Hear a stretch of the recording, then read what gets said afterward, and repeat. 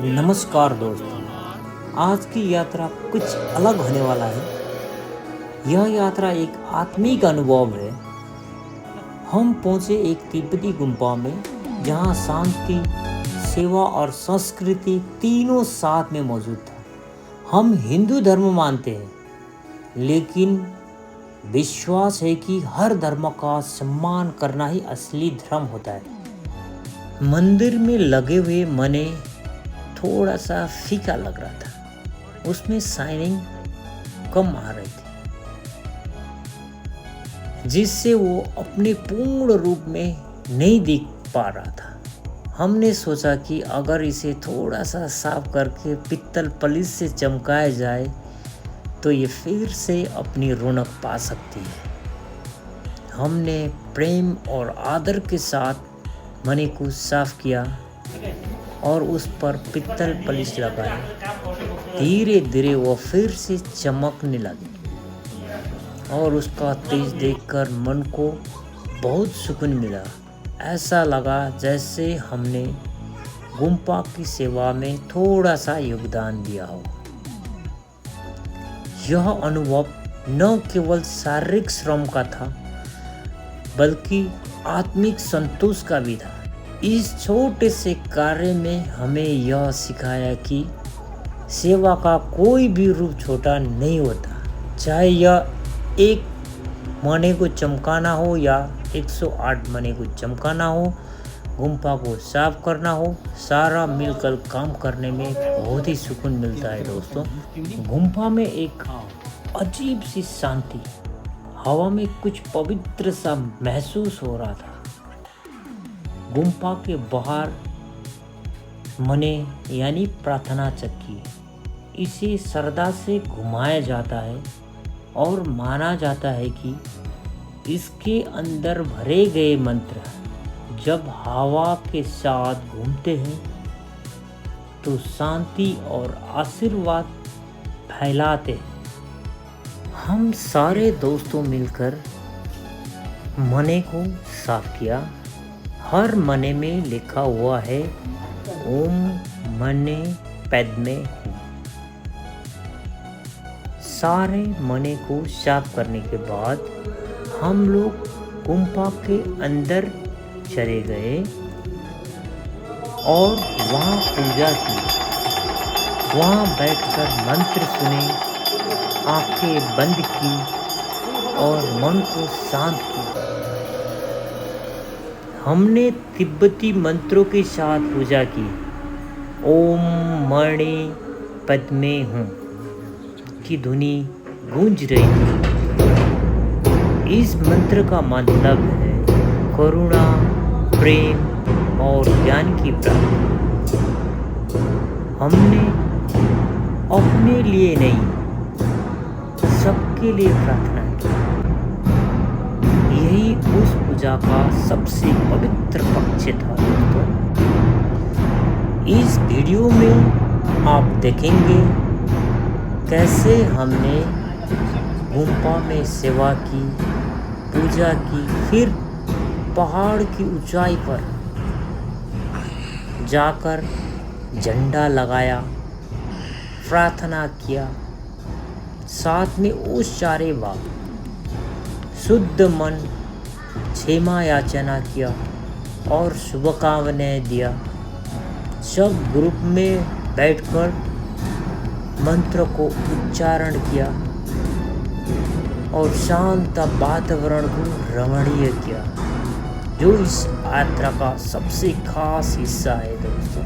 गुम्फा पर मने की सफाई और पूजा करने के बाद फिर हम निकल पड़े गुम्फा जी की लामा के साथ और अपने प्यारे दोस्तों के साथ हम तिब्बतन खाना खाने के लिए चले गए और बहुत स्वादिष्ट था। मुझे तो ये टिम्मू बोलने वाला बहुत ही पसंद आया और मैंने 2 तो चख दिया। बहुत स्वादिष्ट था दोस्तों। एक खास जगह पर जिसका नाम है चिरमिरे टॉप, वहाँ हमें तिब्बती परंपरा के अनुसार ध्वजा यानी झंडा लगाया और प्रार्थना किया।